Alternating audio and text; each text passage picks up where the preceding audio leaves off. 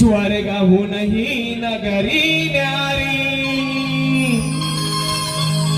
मला अभिमान आहे की या परिसरात जास्तीत जास्त नागरिक यायचे भक्त हे माझ्या कोकणात आहेत म्हणून या ठिकाणी काय म्हणत आहे संदीपाला. स्वर्गाहूनही नगरी न्यारी आमची माती आम्हास प्यारी.